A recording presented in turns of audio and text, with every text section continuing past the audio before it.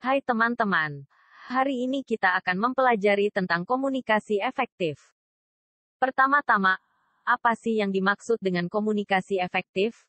Komunikasi efektif adalah pertukaran informasi, ide, dan perasaan yang menghasilkan perubahan sikap sehingga terjalin sebuah hubungan baik antara pemberi pesan dan penerima pesan. Setelah mengerti apa yang dimaksud dengan komunikasi efektif, selanjutnya kita akan membahas tentang karakteristik, keterampilan, makna dan hambatan komunikasi efektif. Baiklah, sekarang kita akan membahas tentang karakteristik komunikasi efektif, di mana pesan yang dikirim harus memenuhi tujuan pengirim. Untuk itu mari kita mempelajari tentang elemen-elemen yang membuat komunikasi efektif dan membahas satu persatu elemen-elemen tersebut. 1. Pesan yang jelas.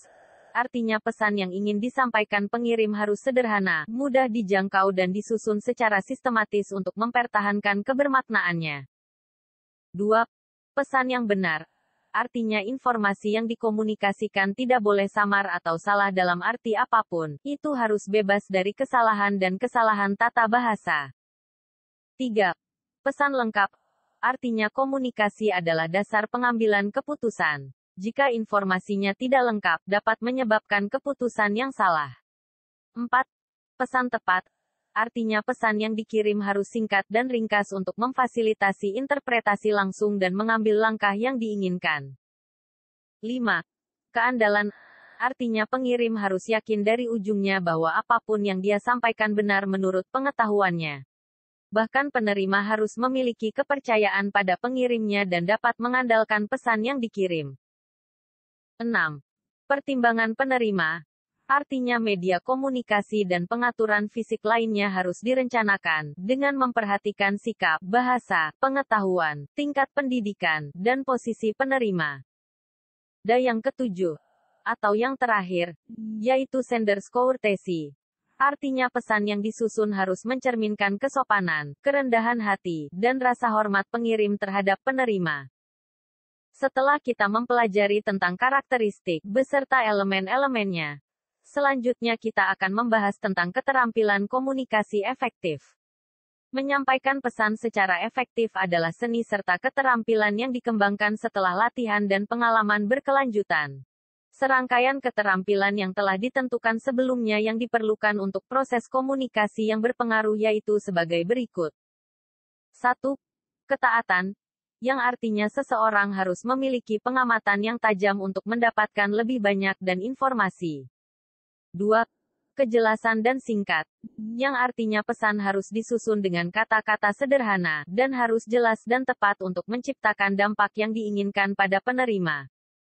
3. Mendengarkan dan memahami. Yaitu keterampilan paling penting dalam diri seseorang. Adalah dia harus menjadi pendengar yang baik, waspada dan sabar. Dia harus mampu memahami dan mengawasi pesan yang baik. 4. Kecerdasan emosional. Artinya seseorang harus sadar secara emosional dan mampu mempengaruhi orang lain dari dalam. 5. Self-efficacy. Artinya seseorang harus memiliki keyakinan pada dirinya sendiri dan kemampuannya untuk mencapai tujuan komunikasi. 6. Percayakan diri, yaitu menjadikan salah satu keterampilan komunikasi yang penting. Kepercayaan diri dari pesan yang disampaikan. 7. Hormat. Artinya menyampaikan pesan dengan sopan dan menghormati nilai, kepercayaan, pendapat dan ide penerima adalah inti dari komunikasi yang efektif.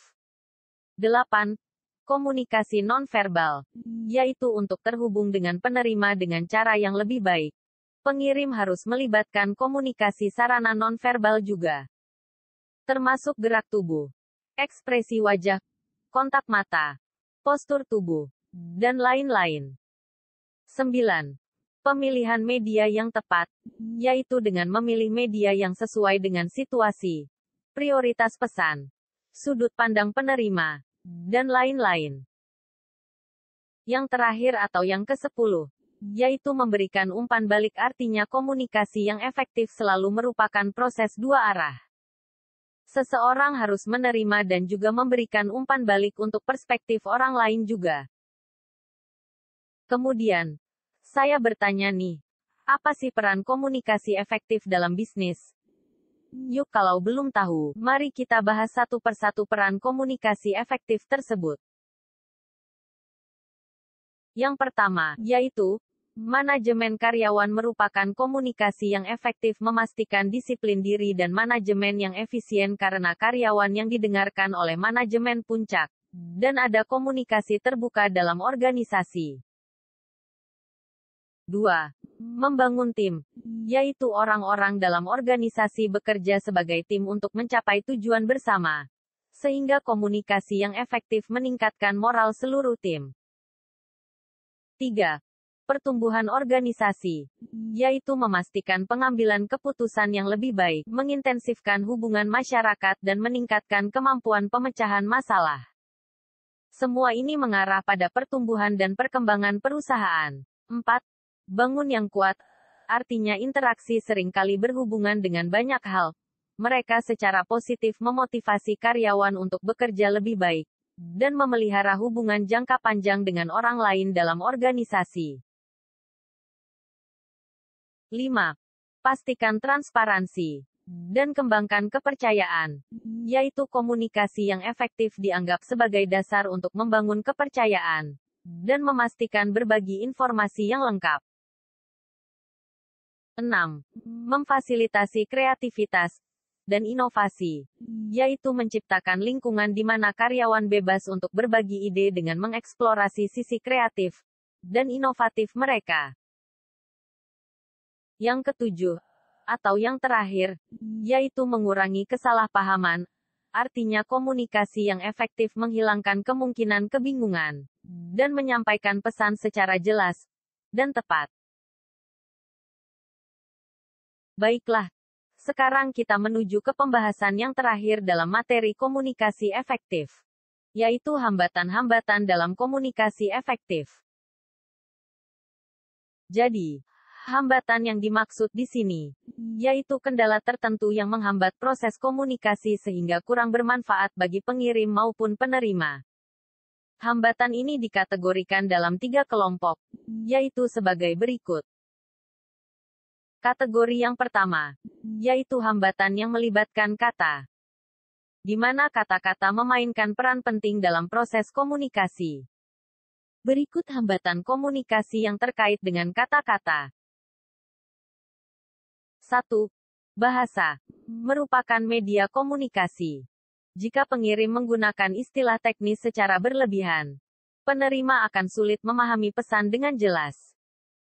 2. Ambiguitas dan penggunaan abstraksi yang berlebihan, yaitu meskipun pesan disajikan dalam konteks yang tidak realistis atau tidak jelas yang melibatkan banyak pengertian, penerima tidak akan dapat terhubung dengan gagasan yang benar.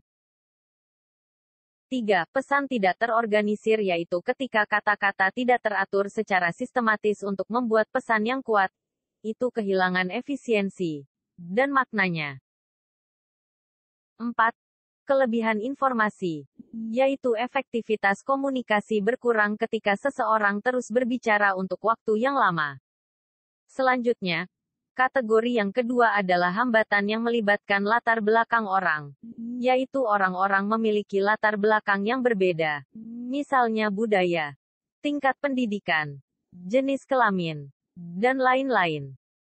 Latar belakang yang berbeda tersebut sangat mempengaruhi proses komunikasi efektif. Berikut hambatan yang terkait. Yang pertama, perbedaan sikap, yaitu kadang-kadang orang menolak untuk memahami atau berubah pikiran ketika mereka menetapkan pandangan tentang topik tertentu. Sikap mereka menahan tujuan komunikasi. 2. Perbedaan demografis, yaitu perbedaan usia, generasi, jenis kelamin, status, tradisi, dan lain-lain. 3. Kurangnya pengalaman atau perspektif umum, yaitu pengalaman seseorang mengembangkan perspektif mereka dalam melihat sesuatu dengan cara tertentu. Perspektif ini bervariasi dari orang ke orang. Dan yang keempat atau yang terakhir, yaitu melompat ke kesimpulan, artinya beberapa orang sabar dalam mendengarkan orang lain, dan sering kurang dari komunikasi, sehingga kesimpulan motif pesan. Kategori hambatan yang ketiga, yaitu hambatan fisika, di mana hambatan ini dapat dialami secara langsung tetapi menantang untuk diatasi termasuk 1. Jarak fisik, yaitu ketika orang berkomunikasi dalam jarak jauh, mereka kehilangan aspek komunikasi nonverbal, karena gerakan dan ekspresi penerima tidak dapat melihat. 2.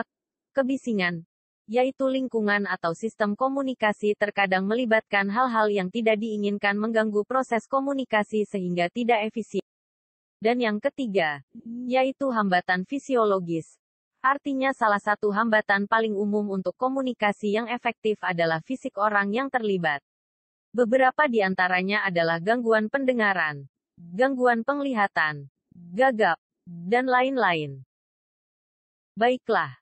Sampailah kita di penghujung pertemuan tentang komunikasi efektif. Semoga mudah dipahami.